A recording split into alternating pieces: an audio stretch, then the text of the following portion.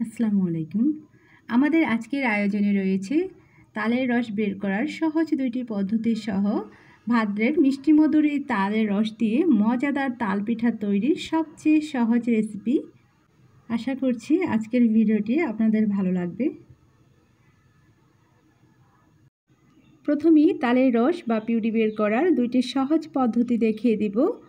একটি পাকা তাল নিয়েছি, এটা জোরে ফ্লোরের সাথে আঘাত করার কারণে চারপাশের খোসা, মুখের যে শক্ত অংশটা আছে তাও কিন্তু সহজেই খুলে নেওয়া যাচ্ছে।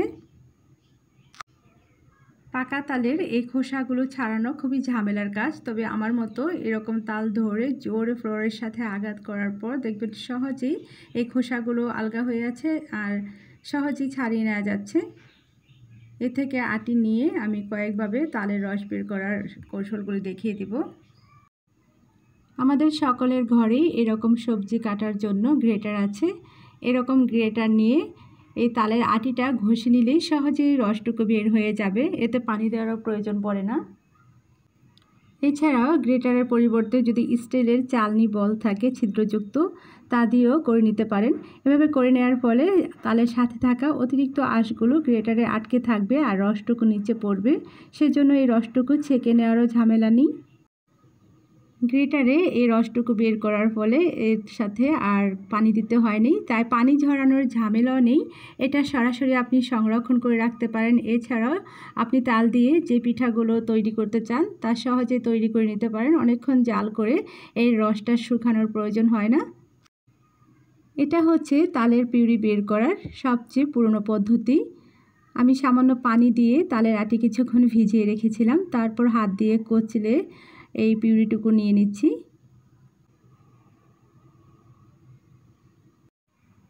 তারপর চালনি দিয়ে এটা চেলে নিতে হবে, কারণ এর সাথে অসংখ্য আঁশ রয়েছে। এই যে দেখতে পাচ্ছেন কতগুলো আঁশ বের হয়েছে। আঁশগুলো ফেলে দিচ্ছি।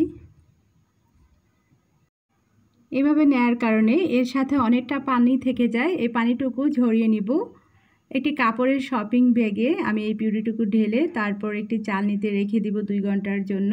এতে করে এর সাথে থাকা অতিরিক্ত পানিটা ঝরে যাবে। ফিরে আসছি 2 ঘন্টা পর। এখন দেখিয়ে দিচ্ছি এর পিউরিটা কত ঘন। এখানে কিন্তু আর পানি নেই, তাই এটা আর চুলায় জাল করে পানি শুকানোর প্রয়োজন নেই। এটা সরাসরি পিঠা তৈরি করা যাবে। এছাড়া সংরক্ষণ করে রাখতে চাইলে আগে যে পিউরিটা নিয়েছিলাম একইভাবে এটাও সরাসরি এয়ারটাইট কন্টেনারে করে ডিপ ফ্রিজে সংরক্ষণ করা যাবে। চুলায় জাল করে পানি কমানোর প্রয়োজন নেই। তালের ঘন পিউরি ডিপ ফ্রিজে 6 মাস পর্যন্ত সংরক্ষণ করে রাখতে পারেন, তবে এর গুণগত মান অটুট রাখার জন্য 3 মাসের বেশি রাখা ঠিক হবে না।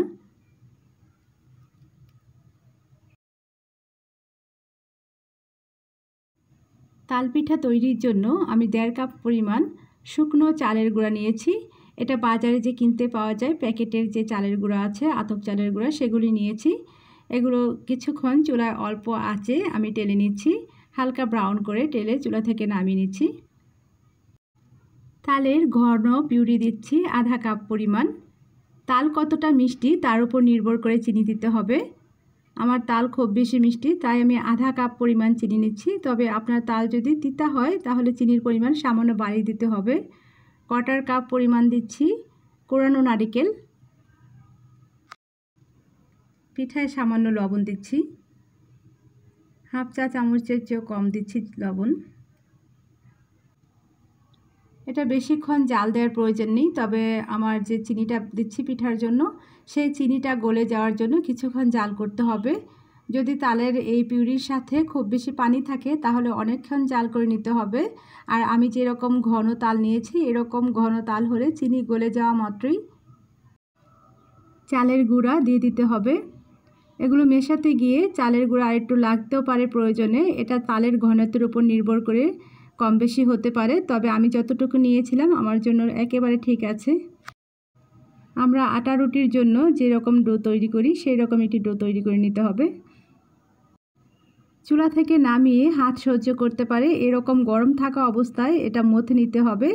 তারপর এরকম আমি যে বাটনা আছে তাতে ঘষে ঘষে এগুলো তৈরি করে নিচ্ছি। তবে আপনি 2 হাতে চেপেও তৈরি করে নিতে পারেন, অথবা রুটি বানানোর যে পিঁড়িগুলো আছে তাতেও হাতে এভাবে চেপে তৈরি করে নিতে পারেন। সবগুলো পিঠা তৈরির পর এগুলো ভাপিয়ে নিব, তাই আমি পর্যাপ্ত পরিমাণ পানি ফুটিয়ে নিয়েছি। এর উপরে স্টিলের স্ট্রেনার রেখেছি, এতে কিছু সামান্য তেল ব্রাশ করে এর মধ্যে পিঠাগুলো দিয়েছি, দিয়ে ঢাকনা দিয়ে ঢেকে দিচ্ছি। আমি এগুলো রাইস কুকারে করে নিচ্ছি। আপনি চাইলে হাঁড়িতে পানি নিয়ে এরকম স্ট্রেনার দিয়ে তারপর চুলায় করে নিতে পারেন। এগুলো 15 মিনিট আমি ভাপিয়ে নেওয়ার পর চুলা থেকে নামিয়ে নিচ্ছি। পিঠাগুলো ভাপিয়ে নেওয়ার পর এটা পরিবেশন করে নিচ্ছি, খেয়েও নিচ্ছি। খুবই মজার হয়েছে এই পিঠাগুলো। আজকে তালের রস বের করার 2টি পদ্ধতি দেখিয়েছি। আশা করি 2টি পদ্ধতি আপনাদের কাছে ভালো লেগেছে। যার কাছে যেটা সহজ মনে হয় সেইভাবেই তালের রস বের করে নেবেন। এছাড়াও যে পিঠা তৈরি করেছি এভাবে তৈরি করে খেয়ে দেখবেন, খুবই সুস্বাদু হয়েছিল পিঠাগুলো। এতক্ষণ ভিডিওটি দেখার জন্য সবাইকে অসংখ্য ধন্যবাদ জানিয়ে আজকের মতো এখানে বিদায় নিচ্ছি। আল্লাহ হাফেজ।